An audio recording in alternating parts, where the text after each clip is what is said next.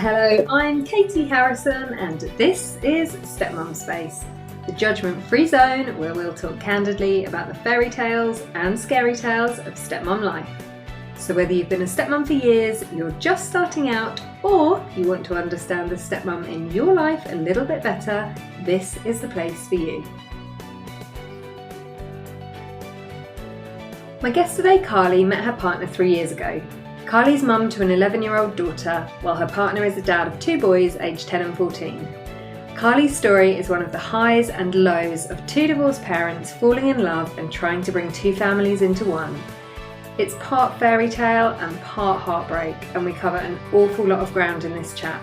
I found Carly's story so moving and inspiring, and I know you'll love her. So let's get into the show. Hello, Carly. Thanks for joining me. Hi, Katie. Thanks for having me. How are you doing today? I'm good, thank you. You? Good. Yeah, I'm good, thank you. Are you all in Easter holiday mode? Well, I've already eaten one of the children's chocolate eggs, so yes. It's all about limiting their sugar intake. You're doing a good job. Well, that was exactly my thinking. I love it. So Carly, tell us a little bit about your family. There is myself, obviously, and I have a daughter who is about to turn 12, and my other half, he has 2 sons who are 14 and 10. And how long have you guys been together?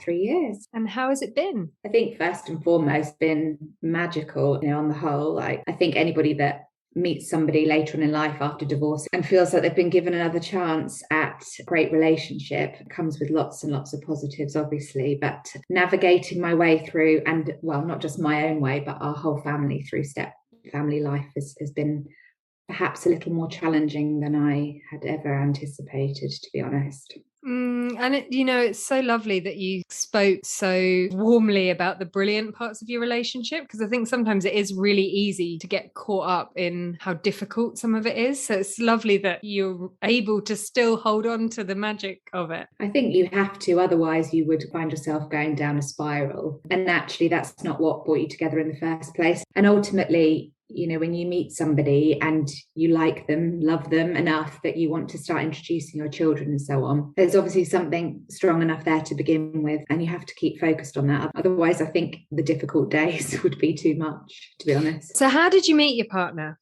I should probably start by saying that I got divorced when my daughter was 1 and I was 31. And I then spent approximately 8 years raising my daughter on my own and working quite hard. I have a full-time job in London. I did date over that time, but perhaps the less said about that, the better. I actually remember someone saying to me once that I got divorced too young and that all the good ones were taken. He said I had to play the waiting game until the other people got round to being divorced. I thought it was a really funny thing to say at the time, but having had a few years of horrific dates and then meeting a divorcee, there might have been some truth in it. It's actually really interesting because obviously I've done a lot of research in this area, and it is between the ages of sort of late 30s, early 40s that most people will get divorced and recouple with kids. So perhaps, even though it seemed like a bit of a bonkers theory, there was some truth in it. Yeah, I honestly think there was. I think if I believed, it a bit more at the time, I perhaps wouldn't have bothered even with the rubbish dates. I used to give them names, like Carrie did in Sex and the City, Mr. Big. I couldn't help myself because the stories were always so funny that they all had names. And actually, that's just reminded me, my partner was Mr. April. And I actually forgot about that until we just started talking about the names. I met him actually online, which is quite surprising for me because I'd sort of ruled out online just from some really rubbish dates previously. But one of the young girls in the office was showing me some new app and I thought, I'll just give it a go. So I met him online in April 2019 and we actually met the following week. So we didn't talk online for very long. I really liked him straight away, but I was always a bit unsure if it was going anywhere. I always wanted to see him again, but I think it was probably because he was quite recently separated. I think that was definitely in the back of my mind. And because I was a bit unsure, I just sort of took each day as it came along and I always wanted to see him again. So I just decided to, enjoy the dates, which even included flying to Spain with him 3 weeks after we met. Wow. And I know I did that whole thing where I shared my location with all my friends just in case I never came home. I shouldn't laugh really, should I? But, I know.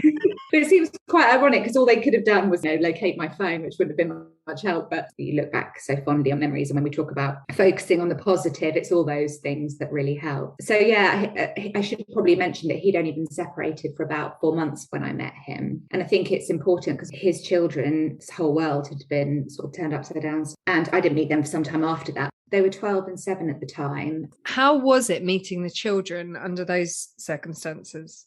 I definitely have always been very aware of it. I'm still really aware of it now. And I think it's always good to remember because, let's be honest, they would all keep their families together. And I think I'm always very aware of that. I actually didn't meet them it was late summer. And initially we just happened to be in King's Cross at a similar time. So we sort of, by text, sneakily arranged to accidentally on purpose bump into each other. We literally just had an ice cream and then sort of departed. And then the next couple of times I just organised big get-togethers with friends who've got children of similar ages. So it was just a really diluted atmosphere, lots of adults, lots of children, just so that they could start to know me as somebody their dad knows versus his girlfriend. It was easier with my daughter, much easier.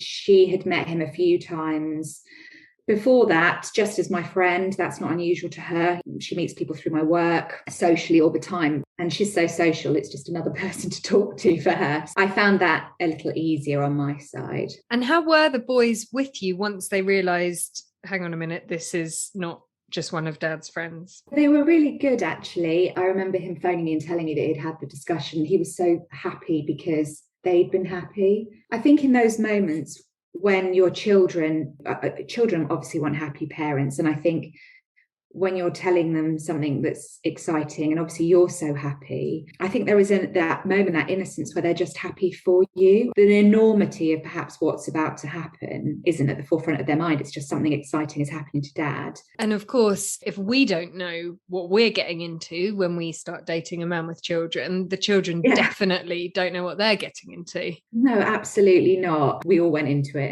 in quite naive bliss, I suppose. And Carly, from what you said earlier, I'm guessing that it sort of didn't continue in this magical way? No, we moved in together just before lockdown, which was perfect. I mean, obviously we didn't know what was around the corner. We'd moved in together in a new house and everyone was very excited. And if I'm honest, those early days of lockdown were really magical. We talk about being in a bubble. That sort of early 6 months were probably some of the best days of my life. And I sort of felt like whilst the world was navigating its way through a pandemic, I was living in some sort of cuckoo land. I will always look back on those times in that way. I think there probably was, even the first few weeks, some indications that it perhaps wasn't going to be quite as easy as I had hoped. When you remember back to that lockdown period, and it was so horrific and so frightening what was going on in the world, that almost just the simplicity of having a safe home and your health, you almost felt even more grateful for just sort of your normality. Absolutely, totally. That's exactly how I felt. And you mentioned you've got a daughter and obviously your partner has 2 sons. Have they both got other parents that they were seeing during this time as well? Yeah, it was funny actually, because before the term bubble even came along, we seemed to form one. Between the boys' mum's household, our household, and my daughter's dad's household, we sort of had this extended parenting family bubble going on that worked, to be honest. Now, Carly, that sounds like stepmum utopia, this extended parenting family bubble. Have you found the dream? No, but I think that there is definitely one benefit of divorce, which is that the kid-free time is lovely. You have to take the perks. So given that your partner's marriage ended and then quite quickly after he met you, how have things been with his ex? Yeah, really good, actually. I do feel really fortunate that we are all able, all of us on both sides, to come together as parents. On the whole, we're able to put the children first, and that's what we concentrate on. At least that's something, isn't it? I think to have your ex-husband and your partner's ex-wife on the same page as you guys must alleviate at least some of the stress. Absolutely, yeah. We are very lucky, and I am really aware of it. So you're living in this sort of idyllic lockdown bubble while the rest of the world is almost in chaos. And then you said you noticed some signs of problems. Can you share a little bit about that? I actually find it quite difficult sometimes to talk about, because I find it quite hard to explain without sounding like you're almost being critical of the children. But, in struggling with feelings, children can obviously sometimes act out, do some really mean things. And ultimately, that is definitely what's played out in our house. Very quickly, my partner's eldest son was just really struggling, clearly, with his own feelings, and lots of bullying behaviour towards my daughter around her weight, ridiculing her, mimicking her. Really difficult to witness. At first, I would sort of do anything I could to help the situation, sort of ensuring lots of trips out, fun activities, anything really to distract him from his challenging feelings, to be honest, and I suppose from her being on the receiving end. I also was very conscious of not wanting my partner to feel like he was spending his precious kids' time angry at his son permanently. I also don't think it helped him bond with my daughter. It felt almost like a reason to resent her, really. Just her very being on this earth means he had to witness some really terrible behaviour in his own child, which obviously then he's responsible for dealing with. So it was really difficult. And how did he deal with it? Ultimately, by getting very angry. I think in those moments when you're witnessing something so awful, you're just going to react, and then obviously hope to have a discussion about it when you've calmed down. And there have definitely been a lot of much more open discussions, both in our house and the boy's mum's house, as in she has also spoken to him about it. But ultimately, when a child is really struggling, I think in that moment when the behaviour shows itself, then, the conversations they've had with their mum or dad, they're not what's in their mind. What's in their mind is they're angry, they're jealous, they're sad. They've just obviously got some deep-rooted pain that's going to come out. And it's just very difficult when it's your child that's on the receiving end. Yeah, I can imagine, really painful. And in any other normal scenario, not that I really like the word normal, but in any other scenario, you would be able to take your child into a different environment away from a child who's, behaving like that to them. But you obviously can't when you're all living together. Were you able to dig into, with your stepson, what was really underneath it all? I haven't personally, if I'm honest. I find that conversation quite difficult. Ironically, I'm sure that that conversation with me might help more than the conversation with his mum or dad. Maybe I let it escalate for too long, but I just got to a place where I was too angry and probably just too sad to have that conversation. I just felt like it wasn't my place, and I just found it too difficult, to be honest. I have never personally sat down with him one-on-one and had the conversation, but we have, as a collective family, had conversations over dinner or informal family meetings about, when I say good behaviour, I don't mean it like that, but just more about kindness and respect. And was this something that happened fairly frequently for your daughter? Yeah, it's sort of never gone away. I'd like to tell you that all these months later, 2 years actually, in fact, of living together, that everything is better, but it's not. Things have definitely improved, but I do often think that that's probably more to do with how I structure the children's time together. They are never together for more than 48 hours, which actually means that we're currently no longer holidaying together as a family, which is devastating in itself. Our last family holiday was, without question, the most challenging week of my life. I was just living at such an extreme level of heightened anxiety, just constantly worrying about all the family dynamics playing out in front of me, whether it would be between one of the boys and my daughter, the boys with each other, my partner with the boys, my partner with my daughter. I was just an absolute anxious mess. I just think that holidaying for now is out of the question. It's so tough, isn't it? You hear a lot about holiday stress in step families. I've spent a number of evenings on holidays when I'm supposed to be relaxing, having a cocktail in tears because things have been really tough. And it's almost like a little bit of a pressure cooker. You tend to go somewhere that's smaller than your own home, so you have less space. Yeah. And you want it to be this incredible, magical week that you've all looked forward to for so long. And actually, you get there and, like, kids don't like the food, or kids don't like the weather, or there's not this, there's not that. And it can become actually even more stressful than being at home. Absolutely. I mean, it's ironic, right? You spend all this money going on an amazing trip, and everybody in the family loves holidays. We all love the pool, the beach, lovely food. And then, of course, the feeling, well, one of the many feelings that you then have, I always refer to them as my ugly feelings, that burning resentment of just, do you have any idea how much money this has cost? Or, and how can you behave like this? And I direct that at all three of our children, in those moments of just, this isn't fun, this is unbearable. And actually, we should just all be having a good time. I don't expect us to have a good time every minute. That particular holiday for me just felt, from the moment we got up to the moment we went to bed, that there was just sadness. Was there anything specific driving that? On the holiday, it felt very much like she wasn't wanted. She shouldn't have been there. It would be much better if she wasn't there. And if I'm honest, I have no doubt that there's probably a little bit about that for me too. I'm sure, the boys, they don't look at me in quite the same way. So I think that's why it's much more targeted at her, where she sat at the table, what she was allowed to do, getting in the pool. And my younger stepson was playing with her, which quite often happens because those two get on quite well. That then was an issue. So, it was a case of either my older stepson taking out on his brother or taking out on her, because obviously there was understandably a bit of jealousy probably. And this is what I mean, like, you can almost understand where the behavior is always coming from. It doesn't mean that the result is any easier to witness and to be around. Yeah. And how was your daughter with that? I mean, the way you just sort of described she wasn't wanted, like, do you think she felt like that? Whilst she definitely was very sad on that holiday at times, I don't think her feeling would have been that she wasn't wanted. However, that is how she now feels in our house. I mean, there's no question. She does say to me, "Mummy, nobody wants me here." Thankfully, she's not talking about me.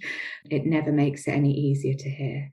And has your partner tried to build a relationship with her? Yes, but I think it's incredibly difficult for him as well. And I think this is the interesting thing, and the place that I've sort of come to more recently, because obviously I'm quite consumed a lot of the time with my own feelings and worrying about the children so much, knowing that our relationship is obviously quite solid. I haven't necessarily given a huge amount of thought to the fact that he might be having similar feelings towards her, as in the same feelings that as step parents we often find ourselves working through. And I am fully aware of the fact that he has to deal with a lot of things in our family. And when I say because of her, I just mean that she will be crying about something, rarely, but she will be very upset about something. She had a little bit of counselling for a while to help her, and the counsellor asked to have a call with my partner and I.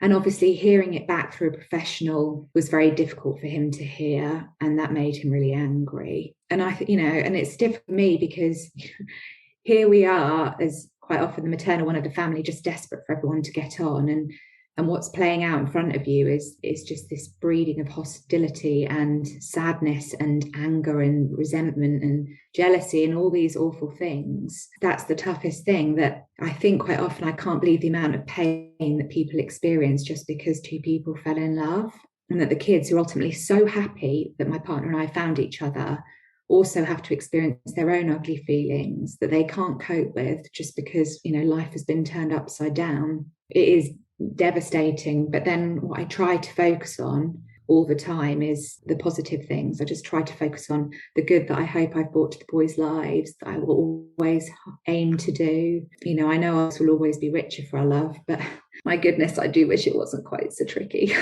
Yeah, and I can hear in your voice, I know how hard you've tried and how much work you consistently put into your family. I think we can often, as women, hold ourselves accountable for everybody's feelings in the house. We take on that challenge of being the person who blends the family if you want to have a blended family, which is a whole other episode in itself. It's almost impossible in that situation. I was interested when you said your partner became really angry when he had things played back to him from your daughter's counsellor. Yeah, I think that is just a defense mechanism in that moment. I think it must be very, very, very, very, very difficult to hear. It's one thing to witness it in the moment and sort of hope that you've nipped it in the bud or, try to deal with it as best as you can in the moment. But I think when you've got a professional sort of saying back to you that your child's behaviour is causing another child so much pain, it must be very difficult to hear. And I struggle with that as well, because moving aside for 1 second, I'm her mother. Obviously, I am, but I'm also a partner who sees somebody who desperately doesn't want to spend the weekend furious at his child and knows that if his son is having an unpleasant time in our household, that he could easily turn around at any point and say he doesn't want to come anymore. So that's that you're just navigating through all of this all of the time, this sort of turmoil of just trying to appease everyone and trying to keep everybody happy. And ultimately you definitely can't. I mean, there's no way. I would just like to help everyone feel a little bit more joy in our house, because that has always been my life. A house, I hope, relatively full of laughter, definitely very loud, lots of loud music. I miss it. I miss that in my home. I really, really was a very confident parent before. I still feel that I still hope that I am, but being a step parent is definitely one of the hardest things that I have ever done. I just have to believe that I'm making an important difference, that I'm helping to shape wonderful adults. And if I'm honest, that I've been placed in their life for a reason. And of course, vice versa. Yeah, and I think the way you talk about your daughter, I know you've gone to a lot of lengths to make sure that she's supported with all this difficult time. But as you say, regardless of what challenges a child is going through, there's some behavior that is never acceptable, even if it's understandable. That doesn't make it okay. So how has his dad or his mum, you mentioned she'd also talked to him, tried to handle the behavior? There has been a lot of discussions. There's been a discussion with them one-on-one together, both in this household and in their mum's household. And I think, obviously referencing how it might make them feel, trying to understand where the feelings are coming from. I think for my partner, I know he's referenced a few times, please explain to me exactly what it is in her you don't like. Everybody finds that quite a difficult question to answer, because whilst I'm not saying my own child is amazing, she is very easy. And that's just when it's glaringly obvious that it isn't really about her. And that's what I've remembered this entire time. And that's what I have personally tried to help her understand so that I can support her.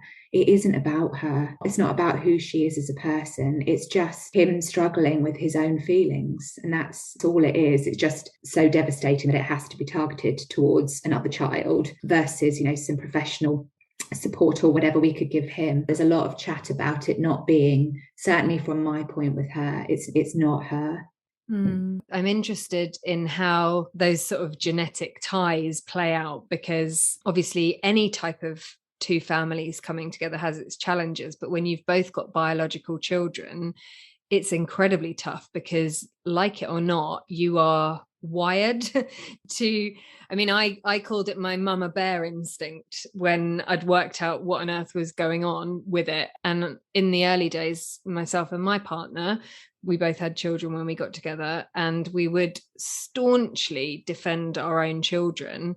We would always be able to empathize with the other one, but there's an overwhelming visceral feeling in you when you feel your own child needs protecting. Yeah, absolutely. It is a hard wiring. And, we've talked about that quite a lot. You can't help but defend your own child. As you say, you are hardwired to. And I think when they're on the receiving end of any kind of unfair or cruel or unacceptable behavior, you're going to defend them to the earth. And that goes both ways. Yeah, and I'm interested to talk a little bit about discipline, because in any step family it comes up, should you, shouldn't you, etc. But I sometimes think it's more challenging when you've both got children, because you want to be consistent with how you parent the children in your home, but obviously they've both got other homes. So Yeah. that can be quite different. How has that side of things been for you? Yeah, I mean, that's a really interesting one. And funnily enough, whilst that is still quite tricky, and I think a lot of step parents would agree, you're coming together with, you've been raising children in different households, in different family setups. And so you've got different thoughts about bedtimes, about screen time, about how much sugar they can have, about discipline. And you're trying to come together in a new household with different thoughts on those things and sort of have a blended approach. And that in itself is quite tricky. And I think even if we didn't have the other challenges we've had, those things are still there. On the whole, we're sort of okay. I'm a little bit more strict, shall we say, about certain things. Screen time, ed times. We've had quite good routines for my daughter's life. So I've relaxed a little bit, which is not a bad thing. You have to meet, obviously, compromise somewhere in the middle. But yeah, the discipline thing I find a bit harder. I think I'm quite fair. I like to have clear boundaries and for children to know where they stand.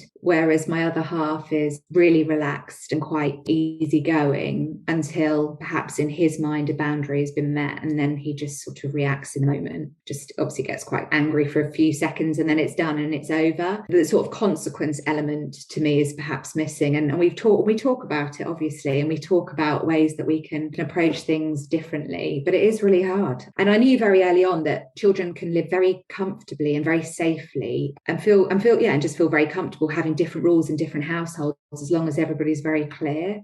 Sometimes I probably should give them a bit more slack. I think they do know that in this house they put all their stuff in the dishwasher. I don't know what goes on in the other houses, but that is a non-negotiable, that knives and forks are in the right hands and all of those kind of things. And I think we're quite clear and quite consistent. The discipline I find quite tricky. So if you see something going on between your daughter and his son that isn't acceptable, are you able to call it out and manage that situation? Yes and no. As in, yes, I would say something to stop it in the moment, but I would rely on my partner to then follow up. And that in itself has been tricky because it's a case of he says, she says. So we've had those kind of things play out as well. And understandably, again, hardwired, I know when my child is telling the truth. Da, da, da, da. So, yeah. that's tricky.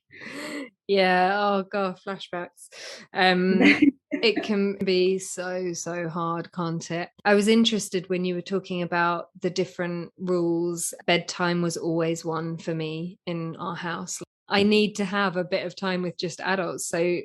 When I was a single mum, my son had pretty strict bedtime and that was it. And you can read in bed, that's fine, but you go to bed and it's grown up time now. It wasn't the same for him and his girls. And it became quite the source of tension when you're merging two households together. You do tend to have one who's more strict and one who's more relaxed in that situation. And I think sometimes it can make it really difficult when it is the stepmom who's the slightly more stricter one, because I'm sure my stepdaughters looked at me and thought, if it wasn't for her, we'd be allowed to stay up late, or if it wasn't for her, we'd be able to have dessert without having vegetables, so I can see quite clearly now in hindsight how I was that villain. Yeah, I totally agree. And actually, the bedtime thing's interesting because his boys are nearly 5 years apart and my daughter being in the middle, and yet she goes to bed first, because I know that children are better with sleep, and I know how grotty and how much worse it plays into the family dynamic if everyone hasn't had a good night's sleep. Initially, it used to be my daughter and his youngest son going up to bed together at the same time, and that does still happen on a school night, but at the weekend is just so seemingly unfair, apparently, that I would suggest that 9 o'clock is late enough for a 9-year-old to be going to bed. So up my daughter goes and she is allowed to read in her bed, and then, to be fair, not that long after, my partner's youngest son does go up. But you're absolutely right. I've made it very clear to him that I need some child-free time of an evening. And if they're not going up to bed until gone 10 o'clock, I mean, there's no time then for us. And actually, I almost find that you need the us time a little bit more on the kids' weekends, and not because it shouldn't all revolve around them. And obviously, on the whole, it does. The weekend does revolve around them, from sport to activities, food, everything. But I almost feel like you just need that hour just to, well, first of all, just relax, and then just to reconnect for a bit, just be about you for a minute before the next day starts all over again. Yeah, I can definitely empathize with that. And especially, I found actually when the days had been tough, I needed it more. I almost just felt so emotionally beaten up by the day. I would just be like, I almost need to just rebuild myself for a little bit. Absolutely. It is emotionally draining. It is absolutely unbelievably emotionally draining. So what do you think the future holds, and are you guys able to work through a way of navigating this? I just concentrate. I have always been quite a naturally positive person, and that's just where I choose to sit about it all. We are very compatible in lots of ways. You know, he's a great life partner, a great friend. I still fancy the pants off him.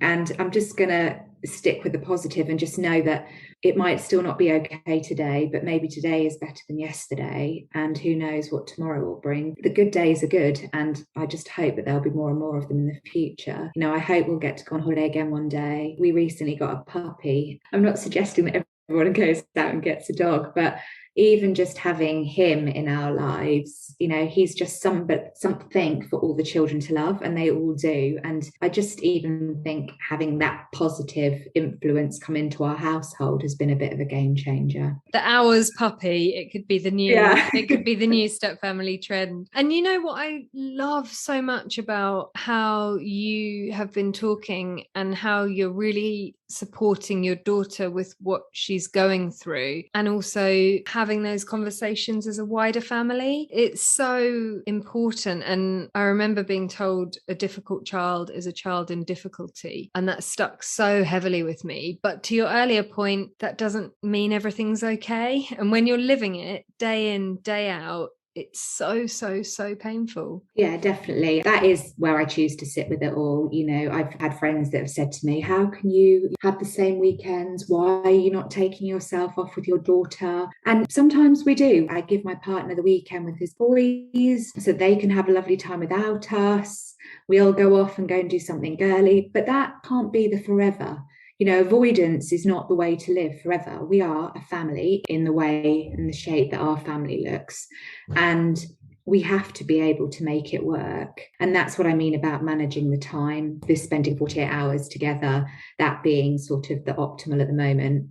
I think one of the things that I'm so grateful to you for talking about is the real struggle when you're in it.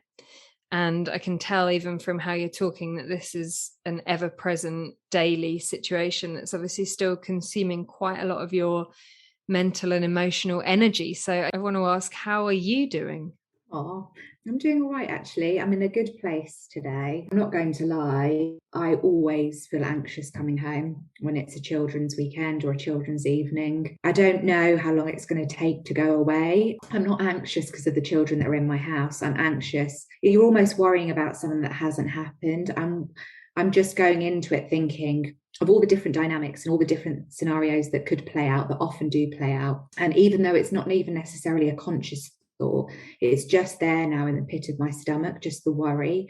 And it's ridiculous because you really shouldn't worry about something that hasn't happened. But I think when it's played out time and time and time and time again, and that can be any dynamic, and it can even be my partner and I falling out about something to do with the children. So you can't help but have that feeling. And it definitely has massively affected me. I don't think I'm quite the same person that I used to be, but I do hope that I'm a better person for it in the long run. And as I said, I really hope that I've brought a lot of positive things into their lives and all of our lives, and vice versa. I do know that I will be a richer person, and that, you know, we have got a lot of love in our household. We've just got a lot of other challenging feelings as well. Yeah, and things like that can occur in first families.